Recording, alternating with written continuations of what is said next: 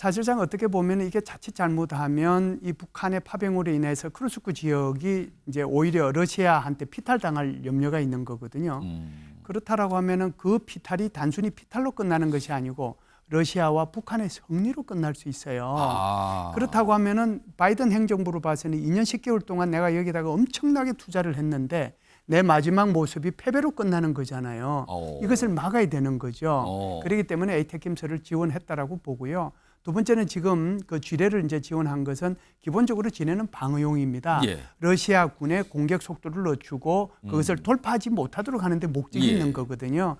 핵 사용은 그렇게 쉽지 않을 겁니다. 그런데 지금과 같은 정도의 미국의 무슨 에이테크임스 지원이라든지 그렇지 않으면은 뭐 영국 또는 독일의 지원 이 정도 가지고 저기 핵 사용할 정도는 아니고요.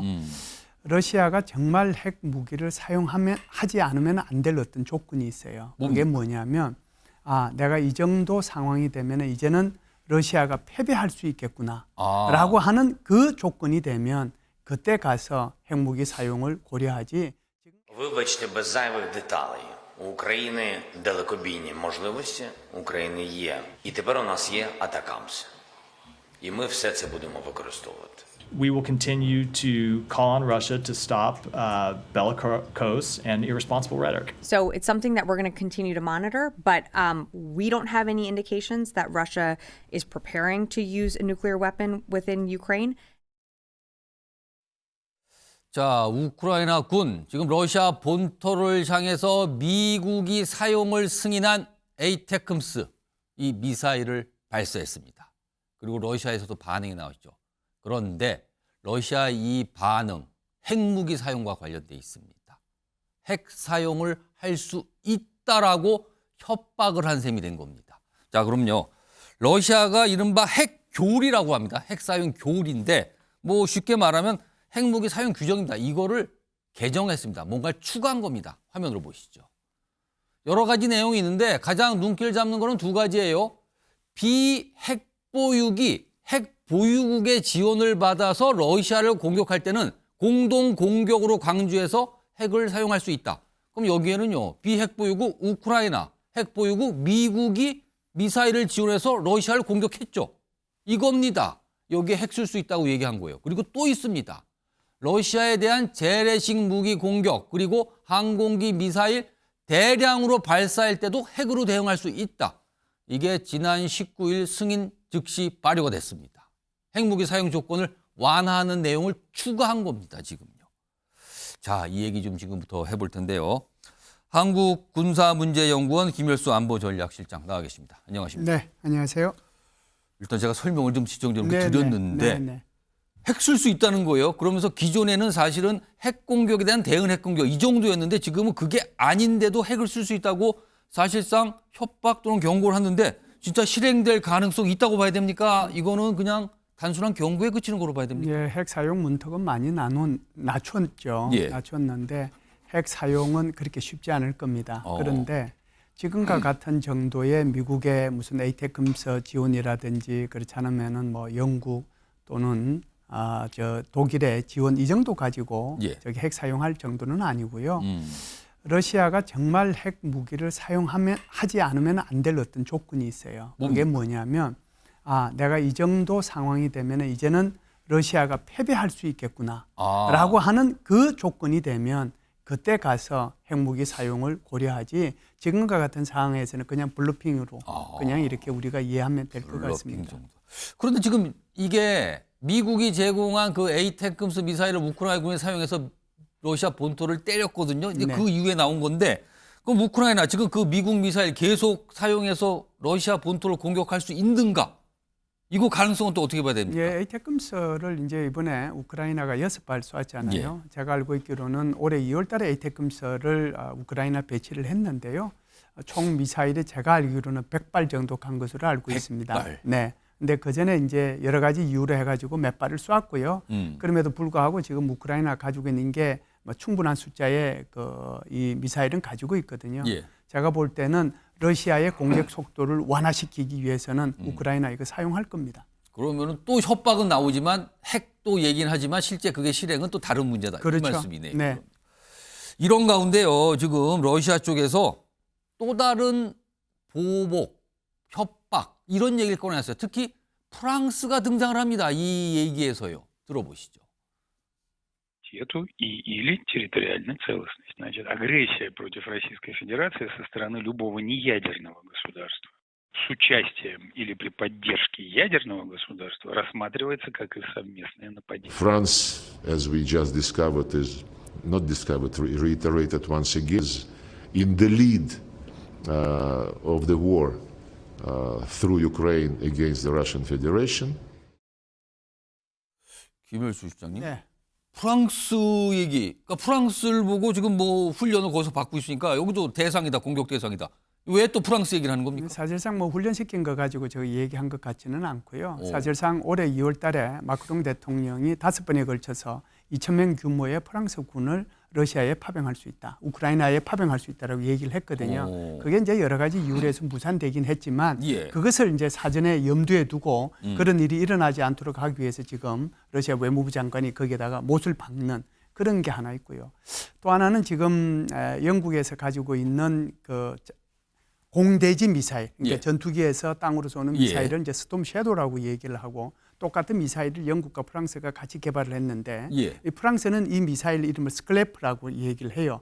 여기에 대한 지원 가능성이 열려 있거든요. 그러니까 지금 러시아 입장으로서 봐서는 프랑스 군의 우크라이나 군 지원, 파병 그리고 다시 스클랩이라고 하는 사거리 한 250km 나가는 순항 미사일 이것에 대한 지원 이 가능성이 있기 때문에 이것을 사전에 차단할 목적으로 저희 얘기를 하고 있는 겁니다. 그러니까 우크라이나를 지원하는 서방 국가들 향해서 경고를 계속하는 거군요. 그렇죠. 가만두지 않겠다. 네. 근데 만약에 그런 지원이 이루어지면 혹시 확전 가능성은 없는 겁니까? 이미 이제 확전은 되고 있는 상황이죠. 두 가지 상황이 지금 러시아 우크라이나 전에서 전개가 되고 있는데요. 하나는 양 국가 간의 전쟁이 국제전으로 바뀌었다는 거죠. 왜 그러냐면 북한이 여기에 용병 형태로 어찌됐든 파병을 했지 않습니까? 그러다 보니까 러시아, 북한을 한 편으로 하고 우크라이나를 다른 편으로 하는 이 전쟁. 그러니까 이것이 이제 뭐라고 할까요? 국제전으로 이제 바뀌었죠. 두 번째는 아무래도 이제 이게 이 우크라이나 전하고 이것을 이제 마무리하기 위한 트럼프 대통령의 당선과 직접적으로 이제 관련이 있는데 이게 이제 종전선언이 나오는데 그 종전선언이 결국은 현 접촉선을 중심으로 해가지고 휴전을 이제 추진하겠다라고 하는 거잖아요. 그렇다라고 하면 지금 마음이 급하죠. 하나라도 한 채의 땅이라도 더 확보할 필요가 있는 거잖아요.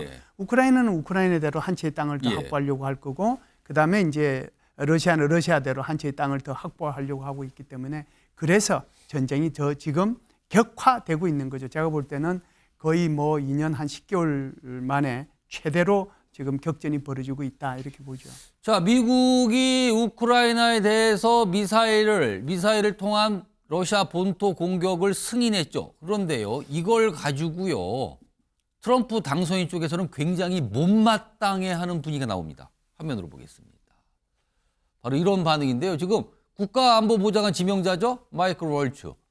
이 장거리 미사일 사용 허가에 대해서 사전에 브리핑 못 받았어요. 이 사태 어디로 갈지 모릅니다. 굉장히 불만 섞인 반응이에요. 그리고 트럼프 주니어, 트럼프 당선인 아들이죠. 얼마 전에 바이든 행정부의 이 조치, 이거 3차 세계대전 시작하는 것 같은데 멍청한 짓이다. 이렇게까지 강하게 비판합니다. 그런데 이런 상황에서요, 오늘 들려온 소식이 하나 있습니다. 바이든 행정부가 조치를 하나 더 취했어요. 이겁니다. 바이든 대통령이 우크라이나에 대해 대인질의 공급을 승인한 겁니다. 그동안 하지 않았던 거를 승인했어요. 자, 김일수 실장님. 장거리 미사일에 대한 러시아 본토 타격도 승인하고 대인질의 사용까지 공급하겠다고까지 승인을 한 겁니다.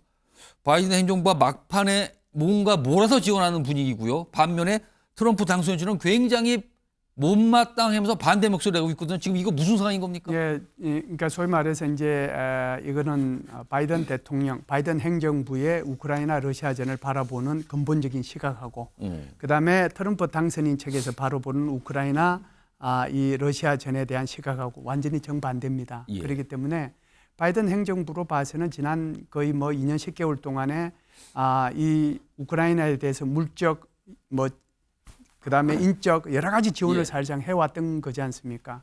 그런데 지금 이제 북한이 여기에다가 파병을 하고 그러다 보니까 전쟁이 이제 확전이 되는 거죠. 사실상 어떻게 보면 이게 자칫 잘못하면 이 북한의 파병으로 인해서 크루스크 지역이 이제 오히려 러시아한테 피탈당할 염려가 있는 거거든요. 그렇다라고 하면은 그 피탈이 단순히 피탈로 끝나는 것이 아니고 러시아와 북한의 승리로 끝날 수 있어요. 그렇다고 하면은 바이든 행정부로 봐서는 2년 10개월 동안 내가 여기다가 엄청나게 투자를 했는데 내 마지막 모습이 패배로 끝나는 거잖아요. 이것을 막아야 되는 거죠. 그렇기 때문에 에이테킴스를 지원했다라고 보고요. 두 번째는 지금 그 지뢰를 이제 지원한 것은 기본적으로 지뢰는 방어용입니다. 예. 러시아 군의 공격 속도를 늦추고 그것을 돌파하지 못하도록 하는데 목적이 있는 거거든요. 그렇기 때문에 이런 목적 때문에 지금 에이테킴스도 지원하고 지뢰도 지원했다라고 봅니다. 반면에 트럼프 당선인 측은 전혀 반대죠. 왜 그러냐면은 빨리 조기에 종전을 이제 하겠다라고 하는 거잖아요. 그래서 24시간 내에 자기가 종전하겠다라고 하는데 그게 어디 쉽습니까? 예. 그래서 이 부분에 대해서는 기본적으로 영토와 평화의 교환에 초점이 가 있거든요. 그래서 현 접촉선을 기준으로 해가지고 거기에 군사분계선을 만들고 한국과 북한처럼 비무장지대를 일정 부분 만들겠다라고 하는 것이 이게 트럼프 당선인의 구상이잖아요. 그 길이가 1200km에 해당이 되는 겁니다. 그러다 보니까 지금 이게 종전 쪽으로 가야 되는데 오히려 바이든 행정부에서는 오히려 더 지원하는 쪽으로 가고 있잖아요. 그러다 보니까 트럼프 당선인 쪽에서는 여기에 크게 반발할 수밖에 없는 것이죠. 사실 우리도 지금 고민인 게 북한군의 러시아 파병 이후에 우리 정부의 입장이 조금씩 우크라이나에 대한 지원 쪽으로 가고 있다 이런 평가 받고 있거든요. 그리고 최근에는 우리가 할 수도 있다라는 쪽으로 열려있는 이런 발언들이 쭉 나오고 있는 상황인데 지금 미국 바이든 거의 끝나가고 있는 바이든 행정부와 다가오고 있는 트럼프 행정부 사이에서 우리가 놓여 있는 상황 같단 말이에요. 그럼 우리가 우크라이나에 대한 방어 무기 등 지원 가능성 이거 어떻게 판단해야 된다고 보십니까? 지금 윤석열 정부의 우크라이나 정책에는 제가 볼 때는 일관성을 가지고 있어요. 그게 뭐냐면 상황에 따라서 단계별로 대응하겠다는 게 첫 번째고요. 그리고 이제 국제사회와 연대해서 같이 정책 공조를 취하겠다는 게 두 가지가 핵심입니다. 그래서 우리가 먼저 나토나 미국보다 먼저 앞서가지고 무슨 우크라이나에 대한 뭐 무기 지원을 하겠거나 그런 생각은 전혀 없는 거고요. 그렇기 때문에 이 두 가지 차원이 처음부터 지금까지 이어져 오고 있는데 지금 이제 질문하신 것처럼 이게 바이든 행정부하고 트럼프 행정부가 다르거든요. 예. 다음 주에 아마 우크라이나에서 특별사절단이 우리 한국을 방문할 겁니다. 아무래도 이제 여기 오게 되면 두 가지 얘기에 논의가 하게 될 텐데요. 하나는 참관인단, 우리 한국의 참관인단에 대한 논의가 있을 거고요. 두 번째는 그 사람들이 그냥 올 리는 없잖아요. 그렇죠. 그러니까 뭔가를 좀 지원해 달라고 얘기를 할 거예요. 무기 얘기를 꺼내지 않겠습니까? 그렇죠. 그러면 우리 한국 정부는 지금 어떻게 해야 되느냐 하는 거죠. 두 가지 차원으로 접근을 하고 있다고 저는 생각을 해요. 하나는 바이든 정부는 자신이 어떤 행동을 하는 것을 이미 우리 한국 정부한테 보여줬고 통보까지 해줬기 때문에 여기에 이제 동조해 달라는 그런 의미가 있을 거고요. 대신에 또 다른 물밑 접촉을 통해 가지고 트럼프 당선인 척하고 얘기도 아마 하지 않을까 이런 생각을 합니다. 그렇게 되면 그 과정에서 절충점이 저는 나오리라고 생각을 해요. 공격용 무기는 안 되는 거고요. 방어용 무기 중에서 예를 들면 우리가 이제 전 세계로 수출하고 있는 천궁2라든지 레이더 시스템이라든지 이것은 미사일이 날아오는 것을 이제 뭐 발견해내는 거니까요. 그렇지 않으면 이제 드론을 떨어뜨리는 드론건이라고 하는 게 있습니다.